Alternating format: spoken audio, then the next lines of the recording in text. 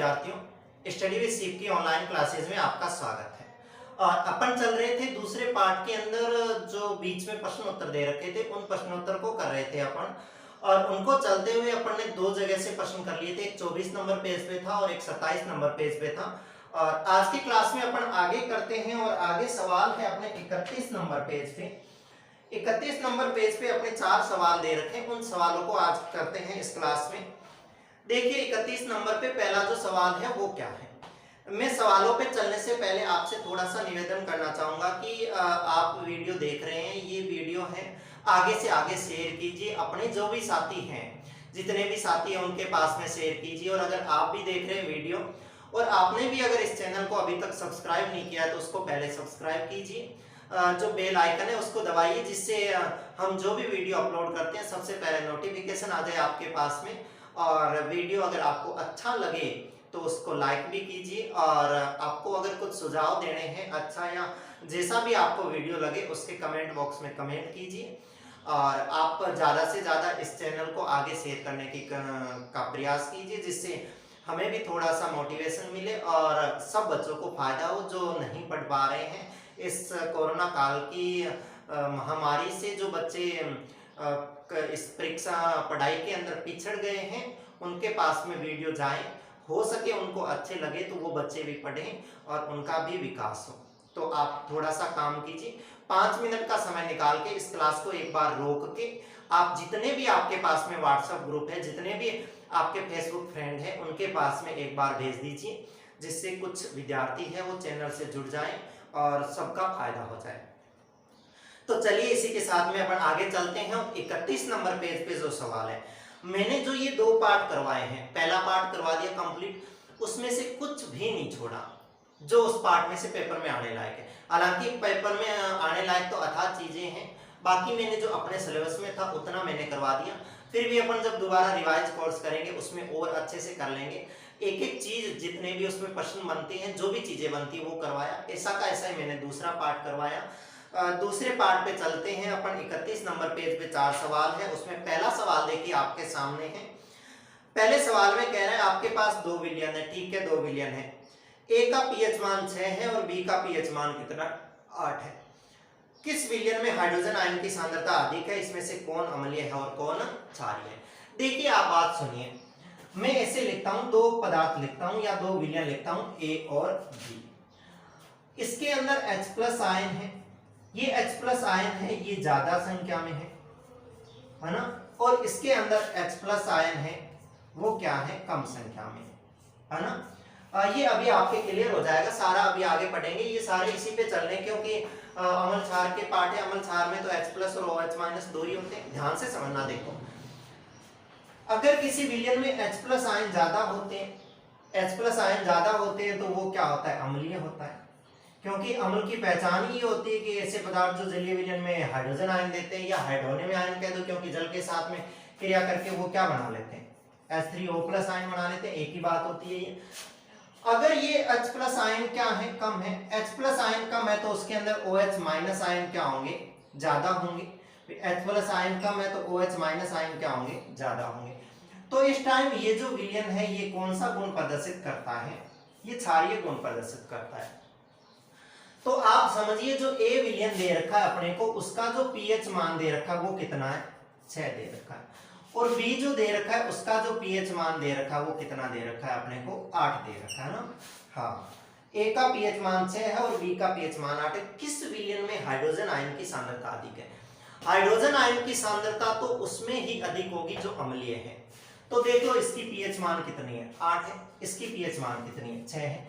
PH scale में अपन अच्छे से जानते हैं, क्या जानते हैं, 7 पे उदासीन होता है, 7 से कम होता है तो क्या हो जाता है, अम्लीय, और 7 से अगर ज्यादा हो जाता है तो क्या हो जाता है, क्षारकीय हो जाता है। और 7 खुद होता है उस पे क्या होता है, वो उदासीन। पीएच स्केल पढ़ा था, क्योंकि ये सवाल पीएच स्केल के बाद में है तो यही प्रश्न पूछे जाएंगे उसमें से।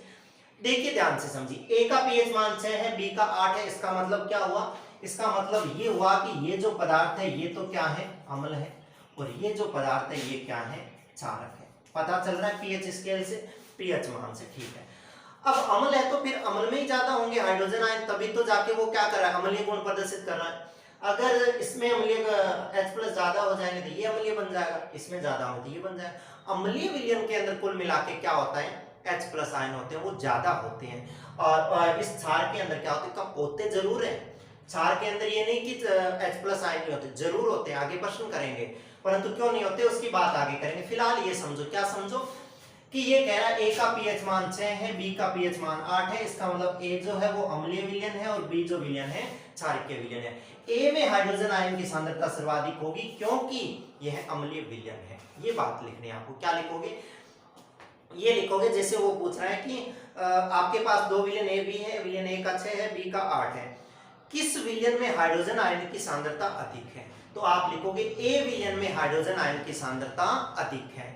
अब ये नहीं पूछ रहा क्यों अधिक है, पूछे तो बता देना कि ये अम्लीय गुण प्रदर्शित करता है और अम्लीय गुण प्रदर्शित करने वाले विलयनों के अंदर हाइड्रोजन आयन की सांद्रता होती है वो ज्यादा होती है। ठीक है, आगे और पूछ रहा है इनमें से कौन अम्लीय कौन क्षारीय है, ये अम्लीय ये क्षारीय, पीएच बता रहा है, पीएच स्केल से पता चल रहा है, तो ये लिख देना।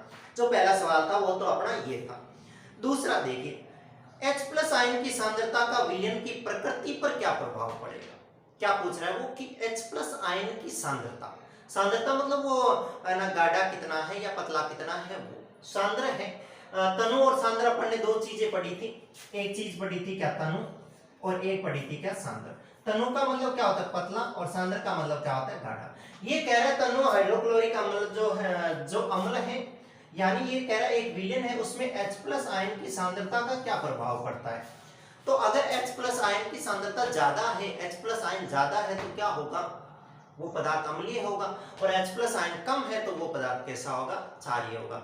तो ये पूछ रहा है कि H प्लस आयन की सांद्रता का विलयन की प्रकृति पर क्या प्रभाव पड़ेगा, तो अपन उसको बताएंगे कि H प्लस आयन की सांद्रता यदि अधिक होगी तो वह पदार्थ क्या होगा, उतना ही अधिक अम्लीय होगा, और अगर H प्लस आयन की सांद्रता क्या होगी, कम होगी, तो वो विलयन उतना ही क्या होगा, क्षारीय होगा या उतना ही कम अम्लीय होगा। तो इस बात का ध्यान रखिए। ये H प्लस आयन है, पीएच स्केल पे ही चलेंगे ये सारे। अगला है क्या क्षारकीय विलयन में H प्लस आयन होते हैं, अगर हाँ तो ये क्षारकीय गुण क्यों नहीं प्रदर्शित करते।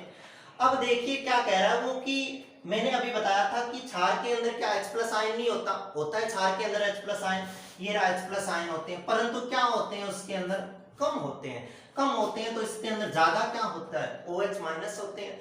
तो इसलिए क्या करते हैं ये क्षारकीय गुण प्रदर्शित करते हैं, तो अपन उसको बताएंगे कि क्षारकीय विलयन में हाइड्रोजन आयन होते हैं, फिर भी वह अम्लीय गुण दर्शाता है क्योंकि हाइड्रोजन आयन की सांद्रता उसमें कम होती है, हाइड्रोक्सिल आयन की सांद्रता अधिक होती है, इसलिए वो पदार्थ क्या करते हैं, अम्लीय क्षारकीय गुण प्रदर्शित करते हैं।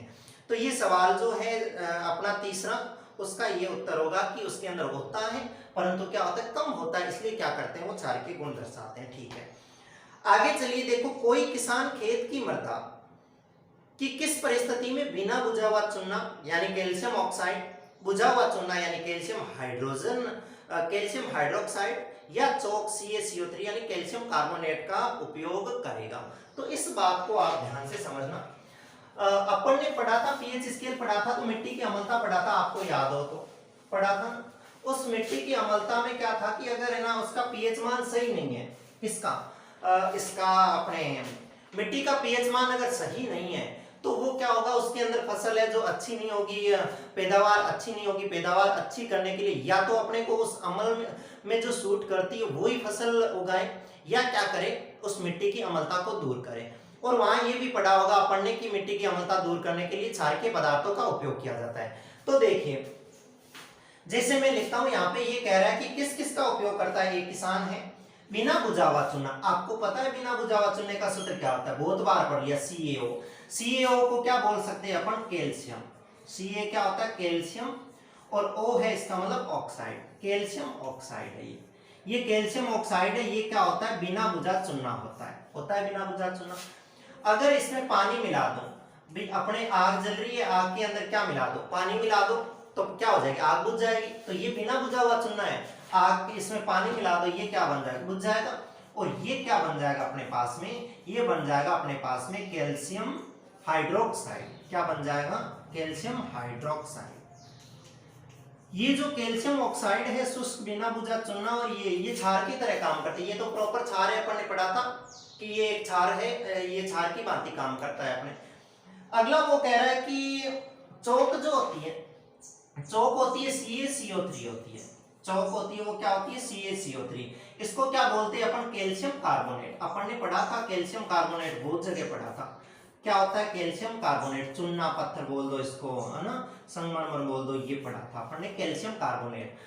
तो देखिए ये तीनों पदार्थ है, ये तीनों पदार्थ जो है ये कौन से गुण प्रदर्शित करते हैं, ये क्षारकीय गुण प्रदर्शित करते हैं।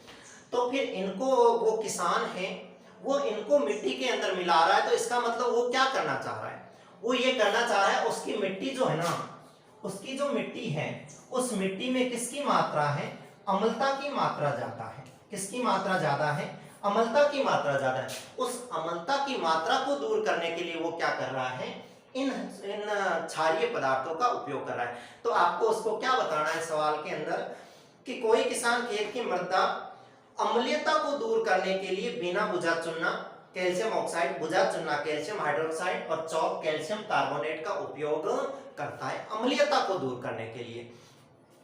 तो इस हिसाब से अपने ये जो पेज नंबर कितने 31 पे जो सवाल थे एनसीईआरटी की बुक में वो अपन ने किए। इसके अंदर सिंपल से सवाल थे, क्योंकि ये किसके बाद में थे, ये सवाल थे पीएच स्केल के बाद में।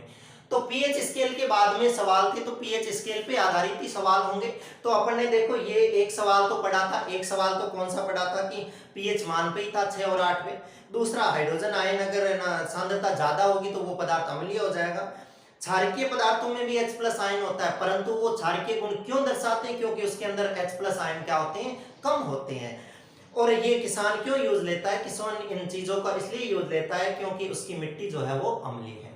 तो इस हिसाब से अपन ने इस क्लास में क्या किया, 31 नंबर पे जो 4 सवाल दे रखे थे उन चारों को सोल्व किया। आगे और सवाल है, उन सवालों को अपन करते हैं आगे की क्लास में। तब तक के लिए धन्यवाद।